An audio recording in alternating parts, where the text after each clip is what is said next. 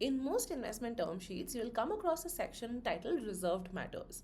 These are specific decisions where the company cannot take without prior consent of their investors, right? These represent the practical implementation of affirmative or veto rights that an investor has, which is a safeguard to ensure that key strategic actions are made jointly.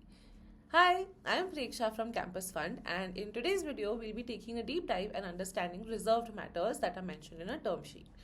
This is a part of our larger series where we are decoding and demystifying the legal jargon used in term sheets and your transaction documents that are a part of your investment process. So let's get started. So the reason why reserved matters exist is because investors, even though they're a minority shareholder in the company, they have significant capital at risk. So while investors don't control the daily operations, these clauses give them a say in actions that could materially affect their investments, right?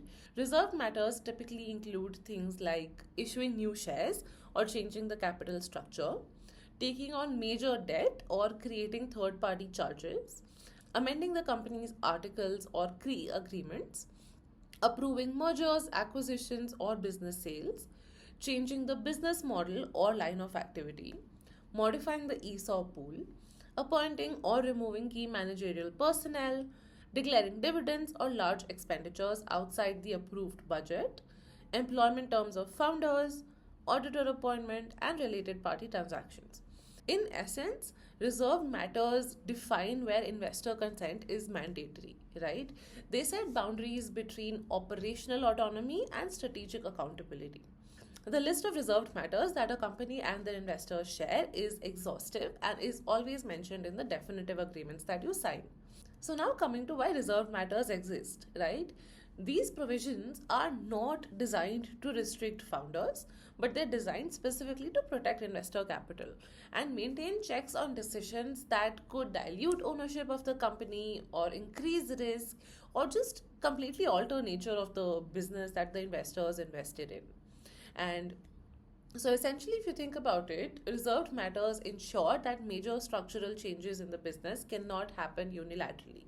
Um, from a founder's point of view, I think reserved matters also bring in clarity and predictability because everyone now knows which decisions require joint sign off and which ones can be done independently, right?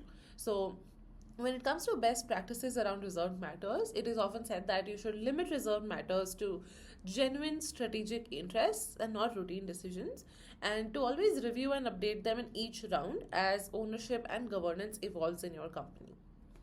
Um, in conclusion, reserved matters are the operational form of veto rights that the investors have. They strike a balance between investor protection and founder independence, ensuring that crucial business decisions are made collaboratively and not unilaterally, right? So, yeah, that's kind of about it. And now you know everything that you need to know about reserved matters. If you have any questions, do let us know in the comments and we'd be happy to answer them. And if you like this video, do subscribe to our channel and stay tuned because the next video that we're making is on liquidation preferences.